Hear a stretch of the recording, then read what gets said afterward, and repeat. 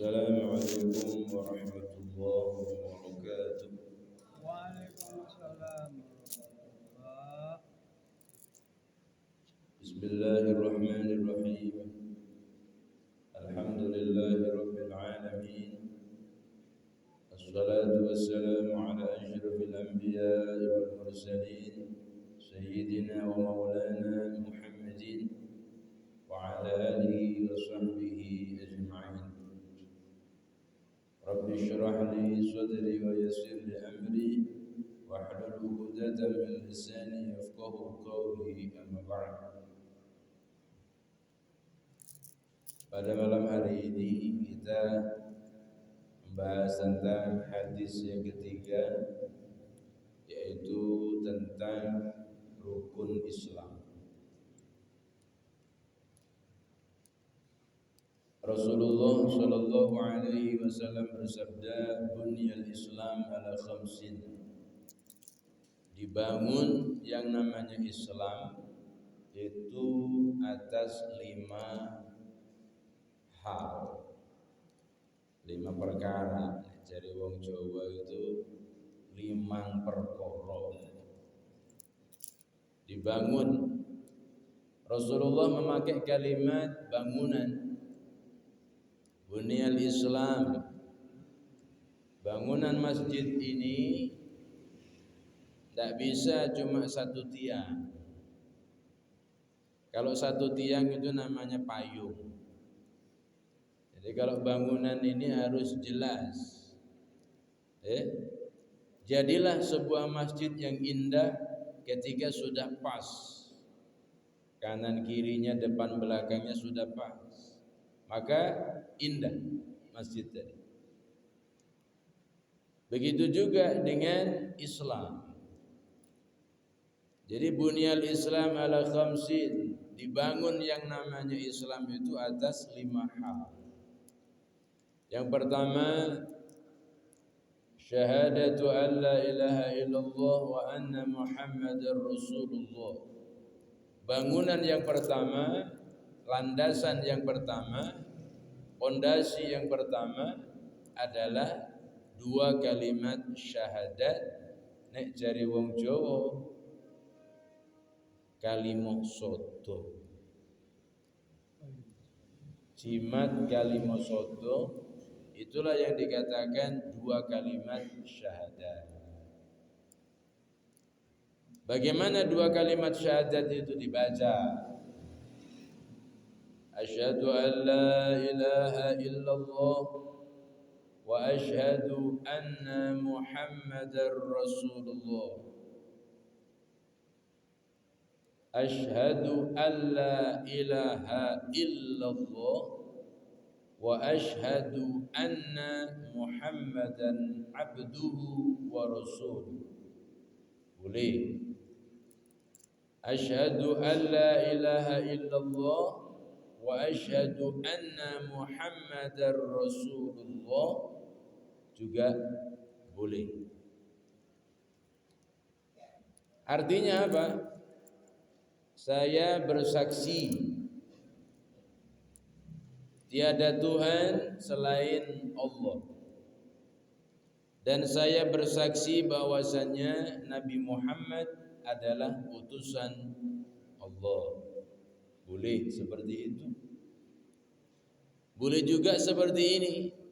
Saya bersaksi, wahai Allah, bahwasannya tidak ada yang wajib disembah di muka bumi ini kecuali hanya Engkau ya Allah. Dan saya bersaksi ya Allah bahwasannya Nabi Muhammad adalah utusanmu ya Allah. Nah, itu boleh juga. Atau pakai yang biasa. Saya bersaksi tiada Tuhan selain Allah, dan saya bersaksi Nabi Muhammad utusan Allah. Wis, boleh, itu enggak apa-apa. Tapi di dalam ilmu-ilmu pesantren itu diterjemahkan atau ditafsilkan. Apa ditafsirkan? Ma makna la ilaha illallah? Apa makna la ilaha illallah? Maka diartikan la ma'buda bihaqqin fil wujud illallah. Tidak ada yang wajib disembah kelawan hak kecuali hanya Allah suci. Terus dilanjutkan lagi, yang namanya nyembah Allah itu bagaimana?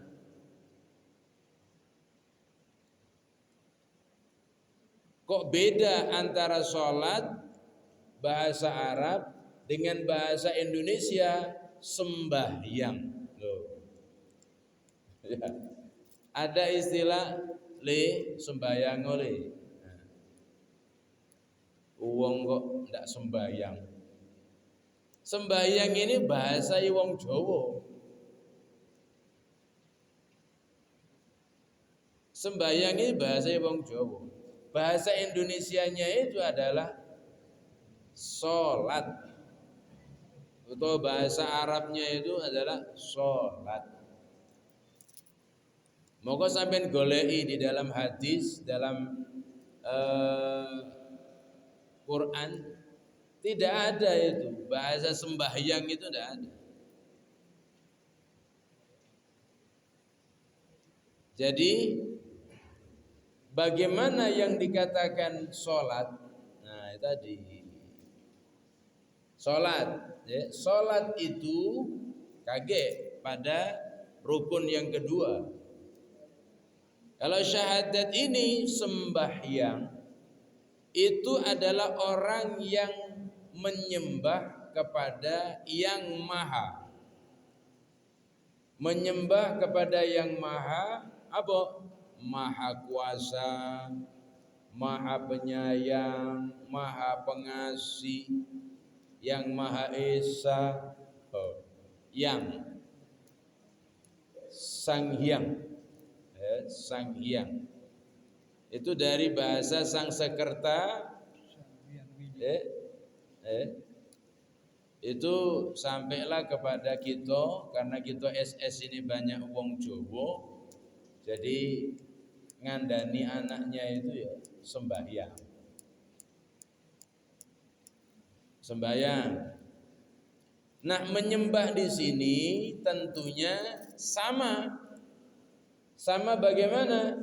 Orang Hindu juga menyembah yang dianggapnya punya kekuatan. Orang Buddha juga menyembah kepada yang dianggap punya kekuatan. Orang Katolik, orang Kristen, pokoknya orang-orang yang beragama itu menyembah Tuhannya masing-masing. Menyembah. Bahasanya wis nyembah kabeh. Sembahyang. Ya. Nah, di sini bedanya orang Islam dengan mereka adalah la ma'buda bihaqqin fil wujud illallah.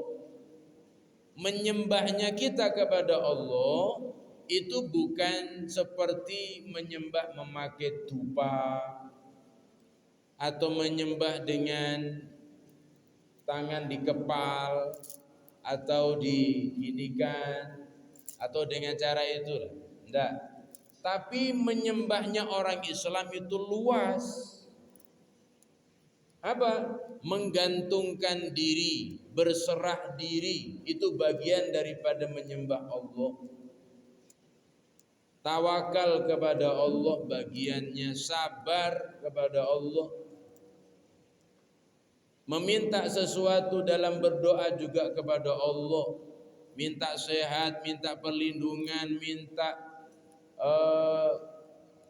kesejahteraan hidup, selamat dunia, selamat akhirat, minta dijauhkan dari siksa kubur, minta dijauhkan dari siksa neraka, minta dimasukkan surga, minta anaknya jadi yang soleh solehah. Ini semuanya adalah rangkaian daripada orang yang sedang menyembah kepada Allah, mengadukan sesuatu. Ya Allah, Saya baru buka jualan ini ya Allah. Jualan es pisan.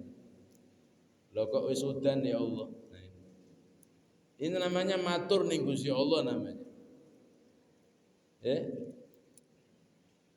Mbok yo dilereni dhisik ya Allah udane ya Allah. Supaya apa? Supaya dagangan esnya laris. Boleh, itu namanya menyembah Allah dengan berdoa. Nah, yang lebih spesifik kepada urusan kepada Allah yang berbentuk langsung itu adalah sholat. Makanya sholat itu maknanya adalah doa. Yang namanya doa itu permintaan. Permintaan apa yang kita minta sembarang kali. Ya Allah, kayak dipimpin Batamim tadi. Rabbana zalamna anfusana, ya Allah, kami ini adalah orang yang zalim, sudah mendolimi diri sendiri, mendolimi keluarga, mendolimi Engkau ya Allah, dan lain sebagainya.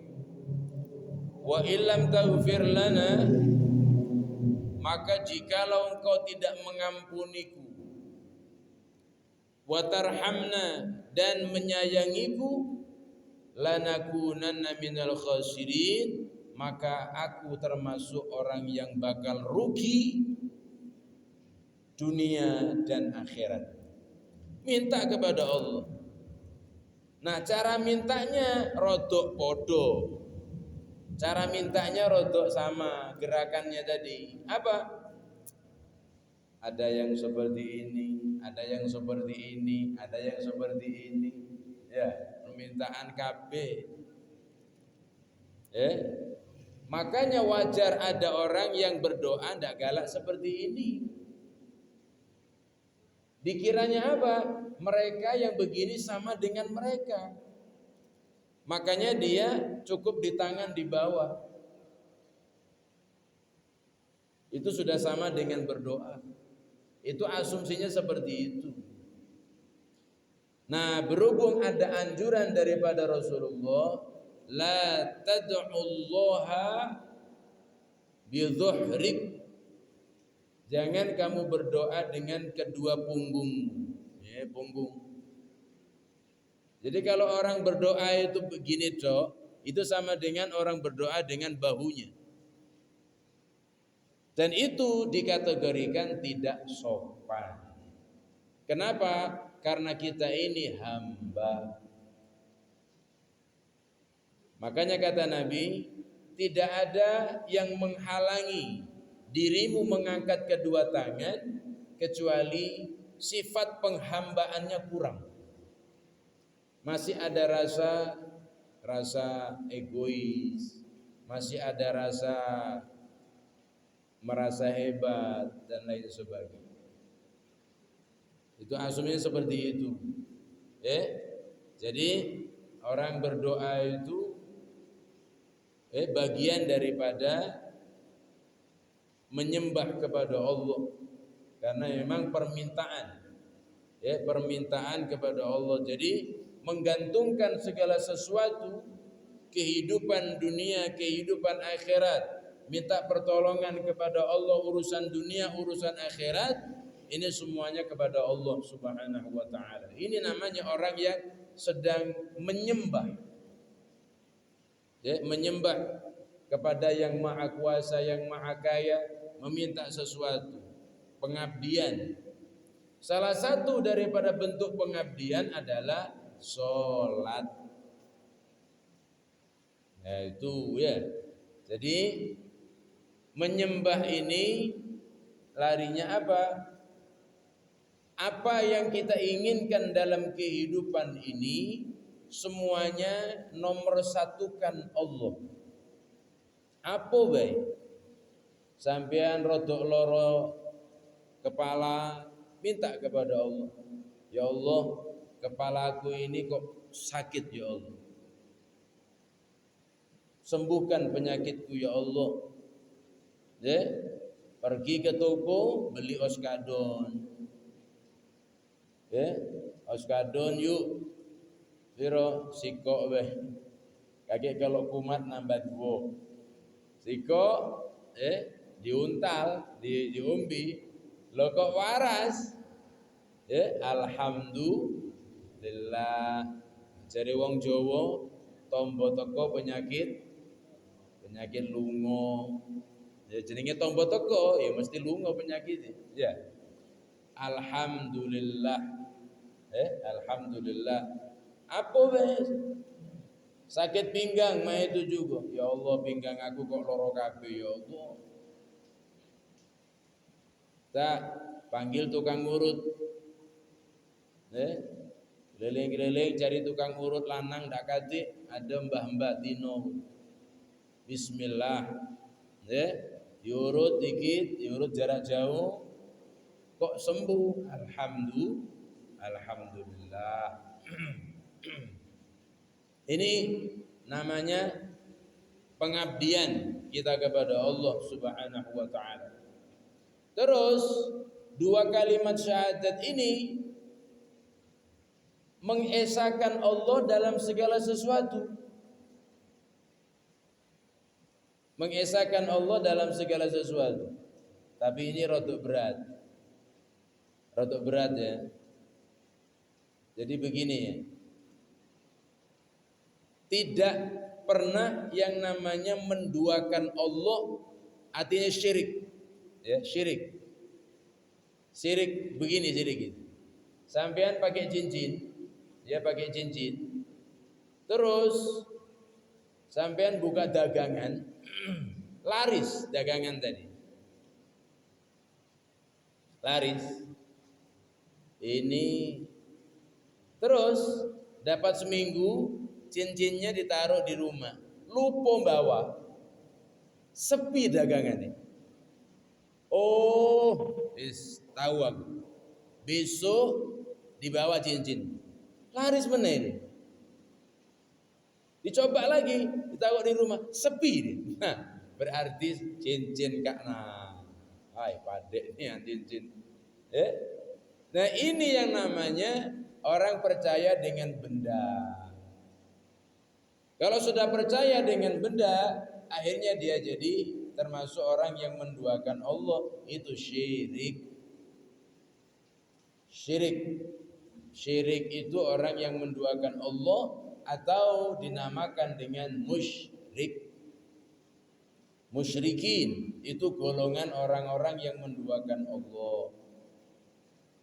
Terus selanjutnya Allah dan Nabi Muhammad itu kita bersaksi bahwasannya Allah itu punya perintah. Allah itu punya perintah. Apa perintahnya? Salah satunya adalah sholat, takwa, iman. Terus disuruh menjauhi sesuatu yang batil. Tidak boleh nyuri, tidak boleh menipu, tidak boleh ngerampok, tidak boleh jelek dengan orang, tidak boleh durhaka kepada orang tua. Ini peraturan.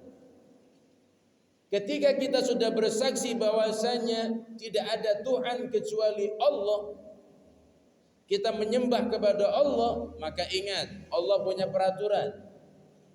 Apa peraturannya? Kerjakan yang baik, tinggalkan yang jelek. Sudah. Sampainya hukum Allah itu melalui siapa? Utusannya yaitu Nabi Muhammad sallallahu alaihi wasallam. Dibuktikan dengan Al-Qur'an 30 juz.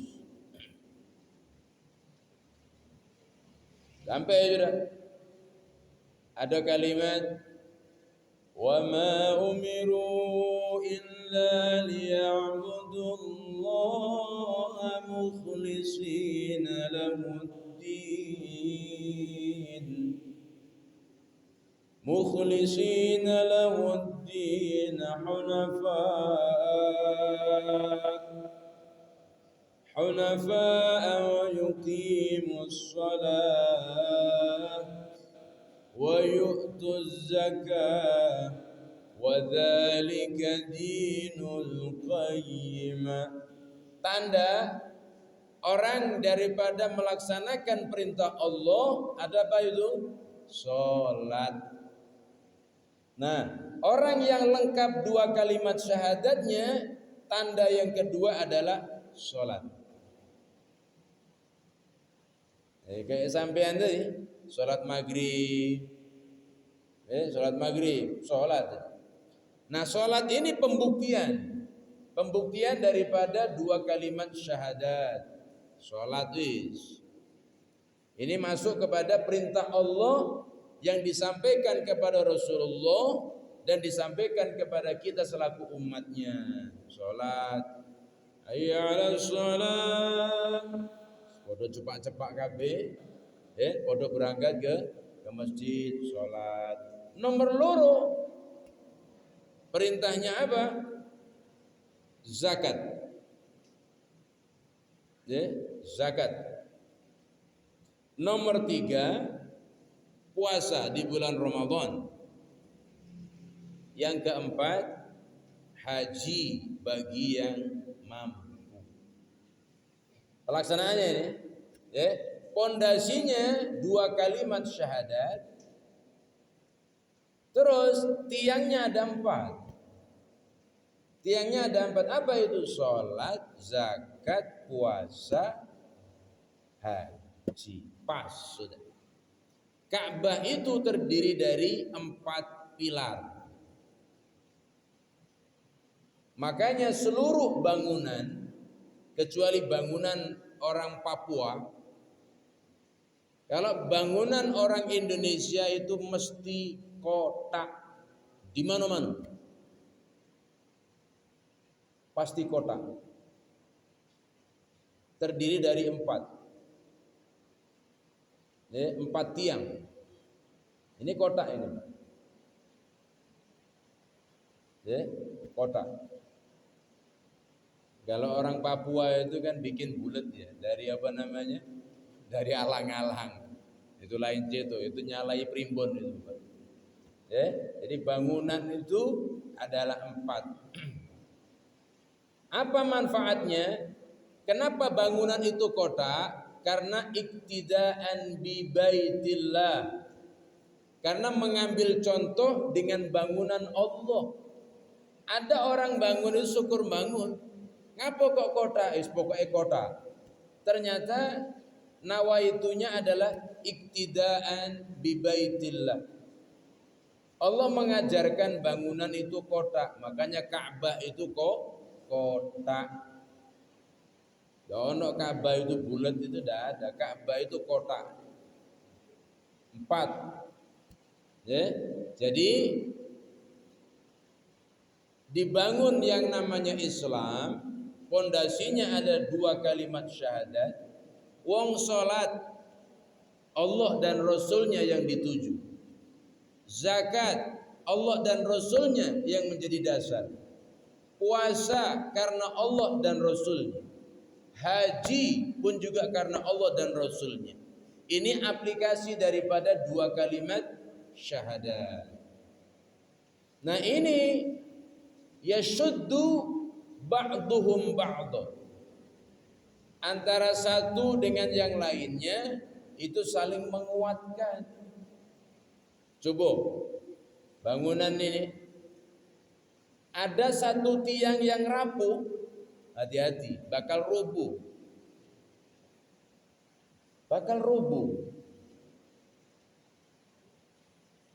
Apalagi loro, tambah cepet rubuhi. Apalagi telu, miring. Papat gak ono tiangnya belas, pondasi tok, itu rumah naas namanya. Itu namanya bangunan yang lumutan. Syahadat tok, pondasi tok dibangun, enggak diterusno, apa akhirnya? Ditumbuhi rumput. Ya. Terus jamuran lumuten.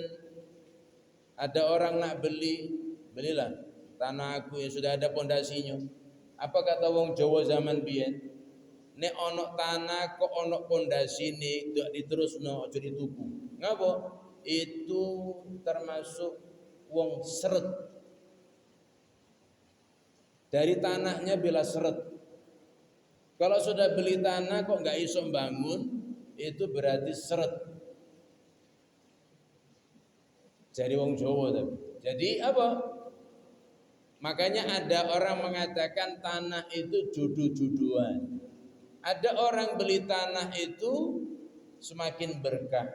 Ada juga orang beli tanah ya tidak berkah. Dia tidak berkah.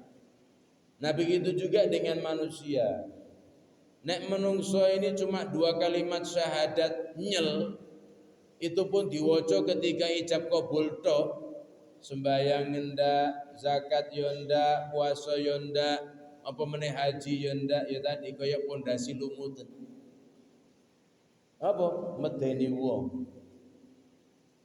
Medeni wong. Jadi bagaimana? Ini yang dikatakan, kenapa kok kita ini enggak cukup syahadat supaya kita menjadi manusia itu yang sekalipun tidak sempurna kayak Nabi Muhammad, minimal koyok bangunan sing didelok itu enak. Kayak bangunan, kayak masjid ini bagus. Orang masuk masjid itu lemak. Wis gena wisan. Ya, wis gena. Begitu juga dengan wong.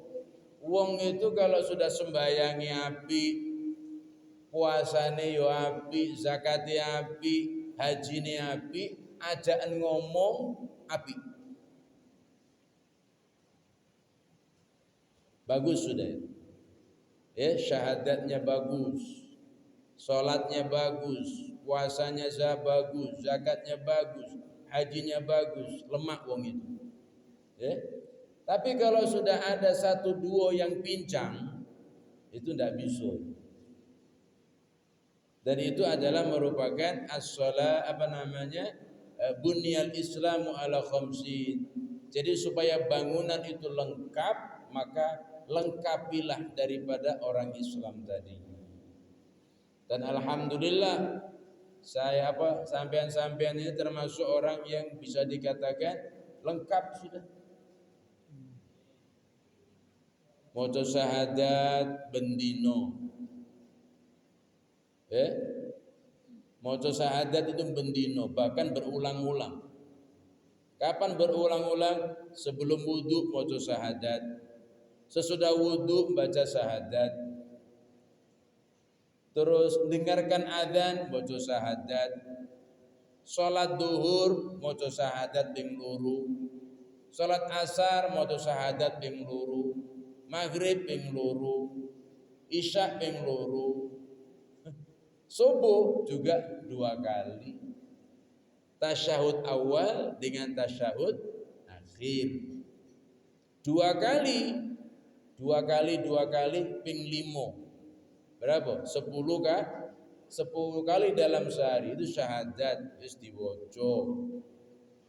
Salat ya wis dilakoni. Poso alhamdulillah tiap tahun.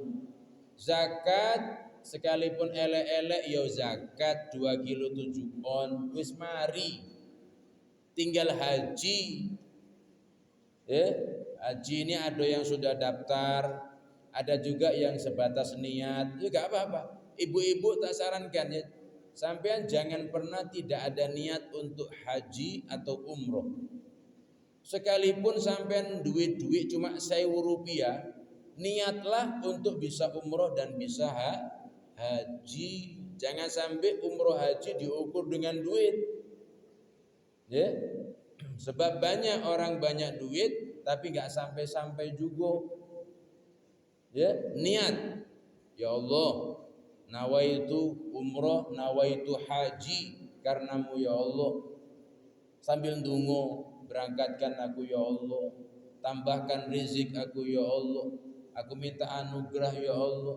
Ada wong tuane gak duwe apa-apa, tapi anake dadi wong yang bejo. Nasib. Ya, punya rumah geribik, ya, ndak punya WC, kebelet jam 3. Neng buri sambil nggawa pacul. Dipaculi kok kemelenting, ting, kaget. Habis itu diisingi. Si sudah jenenge jam 3. Kok ono angin bus. Aduh konduruun, langsung melayu masuk rumah sampai tidak cuci ya kan, langsung turun. Besok surup-surup jam 5:30 digoleki kok kemelenting. Yang tadi yang sudah dikorek-korek kok kemelenting tadi. Ternyata apa? Barang berharga. Dibawa ke Mas Medan situ ditawar 5 miliar. Apa kata anak tadi? Padahal wis tak isingi 5 miliar dibayangkan. Apa kok berani sampai beli 5 miliar? Karena bos yang di Jakarta itu berani 10 M. Lo bayangkan. Apa kata anak tadi? Sudah tidak usah 10 M, 5 M jadilah. Aku nak berangkatkan ibu aku, bapak aku, mertua aku lanang. Si wedok tidak usah, cerewet masalahnya. Ini sogi habis itu. Rumah geribik langsung dibongkar, Itu jenenge wong bejo, wong nasib. Jangan kalah dengan Mbak Marijan. Minuman nuno dadi wong bejo. Orang nasib, orang bejo itu kadang-kala ya ndak jingok-jingok. Ndak jingok-jingok, tahu-tahu dia ini ya jenenge nasib. Nah itu juga ndak pernah nombok togel, sekali-kali kok nombok togel jebol se-M. Ada ndak di SS seperti itu? Aduh, belum. Yuk, jangan aduh ya. Kalau aduh bahaya. Belum aduh ya. Dan itu tidak bisa direkayasa. Diharap-harap pun gak iso. Tidak bisa direkayasa itu. Jenenge wong nasib. Ya Allah, ada ibu-ibu tua. Melarat ya ini. Tahu-tahu dia ini jadi wong sugihan. Ngapa? Karena punya piring yang kuno, kalau disenter dari bawah itu gambar nogo. Itu bisa 1 M lebih. Wong tua yang selama ini dipakai untuk ndulang anake, tidak ngerti kalau piring itu adalah piring yang berharga. Itu nasib namanya. Makanya sampai ada saya punya kawan namanya Muhammad Nasib tadi. Tapi enggak nasib-nasib orangnya. Nasib toh. Baik. Ya, itu ya. Jadi kesimpulannya, jadilah orang Islam yang lengkap. Apa kata Nabi? Siapa orang yang maca syahadat, salat, zakat, poso sampai mati mlebu surga. Amin ya rabbal alamin. Dan ini saja yang bisa kita pelajari pada malam hari ini, mudah-mudahan manfaat. Kita lanjutkan nanti pembahasan tentang hal-hal yang berkenaan dengan sholat dan seterusnya. Ini saja, mudah-mudahan manfaat. Assalamualaikum warahmatullahi wabarakatuh.